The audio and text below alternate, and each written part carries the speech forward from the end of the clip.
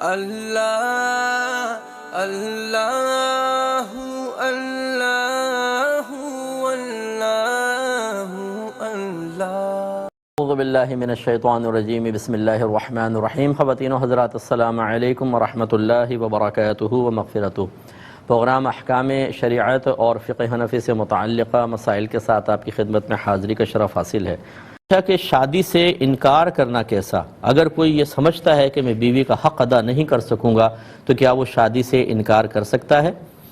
دیکھیں، یہ واضح طور پہ فقہاء نے لکھا کہ اگر کسی شخص کو یقین ہے کہ وہ بیوی کو نان نفقہ نہیں دے سکے گا یا حقوق زوجیت ادا نہیں کر سکے گا، یقین ہے اسے، تو پھر اس کا شادی کرنا حرام ہے، کیونکہ یہ لازم چیزیں ہیں۔ اور اگر یقین نہیں ہے، شبہ ہے، پتہ نہیں دے سکوں گا نہیں دے سکوں گا، پتہ نہیں حق زوجیت ادا ہوگا نہیں ہوگا، کیونکہ بعض اوقات انسان کو اپنی کیفیات کا پتہ ہوتا ہے، کچھ جسمانی کمزوریوں کے اوپر وہ مطلع ہوتا ہے۔ جب شک ہو تو ایسی صورت میں نکاح کرنا مکروہ تحریمی ہے، یعنی حرام تو نہیں لیکن حرام کے نزدیک ہے۔ اور تیسری صورت یہ ہوتی ہے کہ وہ نان نفقہ بھی دے سکتا ہے، حق زوجیت بھی ادا کر سکتا ہے، اور وہ نارمل کیفیت ہے، اگر شادی نہ کرے تو زنا وغیرہ میں مبتلا ہونے کا اندیشہ نہیں ہے۔ ایسی صورت میں شادی کرنا سنت مؤکدہ ہوتی ہے، اور اسی کے بارے میں نبی کریم صلی اللہ علیہ وسلم نے ارشاد فرمایا کہ النکاح من سنتی فمن رغب عن سنتی فلیس منی، نکاح میری سنت سے ہے، جو میری سنت سے بے رغبت ہوا وہ مجھ سے نہیں۔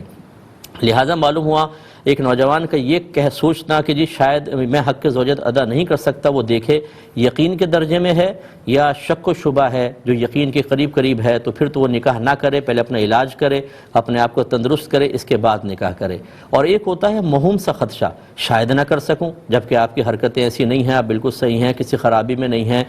خراب قسم کی صحبت میں نہیں ہیں، آپ نے کوئی خراب قسم کے پہلے افعال میں حصہ نہیں لیا ہے، تو پھر خوف کس چیز کا؟ پھر اس کا مطلب یہ بیجا خوف ہے اور شیطان آپ کو خامخواہ بہکا رہا ہے، پھر آپ اس سنت پر ضرور عمل کریں۔ تو یہ ذرا تفصیل ذہن میں رکھیے گا۔ ایک کسی نے پوچھا کہ شاور کے نیچے اگر نہا رہے ہوں تو جیسے غسل کی ایک ترتیب بیان ہوتی ہے کہ یہ پونچھوں تک ہاتھ دھوئیں، پھر ستر کو دھوئیں، پھر نماز کا سب وضو کریں، پھر سیدھے کندھے پہ 3 مرتبہ پانی، پھر الٹے کندھے پر، پھر سر اور پورے دھڑ پہ، یہ ترتیب تو اس میں پوری نہیں ہو سکے گی، ایک دم پانی آ جاتا ہے اوپر تو کیا حکم شرع ہوگا؟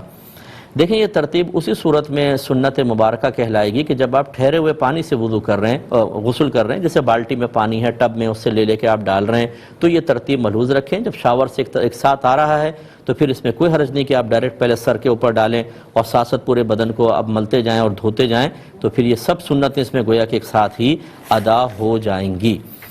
ایک ہی کسی نے پوچھا کہ بہن بھائی اور دیگر رشتہ داروں کی لائف میں ہم کتنا انٹرفیئر کر سکتے ہیں یا کرنا چاہیے؟ دیکھیں، انٹرفیئر تو بالکل بھی نہیں کرنا چاہیے، کسی کی پرسنل لائف میں خامخواہ آپ گھسنے کی کوشش کریں، یہ مناسب نہیں ہے۔ لیکن اگر آپ کو یہ سمجھتا ہے جیسے بہن ہے وہ اپنے سسرال میں ہے اور آپ یہ سمجھتے ہیں کہ وہ کچھ غمگین سی ہے، کچھ پریشان سی نظر آتی ہے، لیکن وہ اس وجہ سے میکے میں آ کے کچھ نہیں بتاتی کہ خامخواہ میرے ماں باپ پریشان ہوں گے، بھائی بہن ڈسٹرب ہوں گے، تو پھر آپ کو کریدنے میں حرج بھی نہیں ہے کہ آپ اس سے پوچھیں۔ ہو سکتا ہے وہ بیچاری ویسے ہی صدمے اور غم برداشت کرتی چلی جا رہی ہو اور اسی میں گھلتی جا رہی ہے، تو ایسی صورت میں تو کر سکتے ہیں۔ اور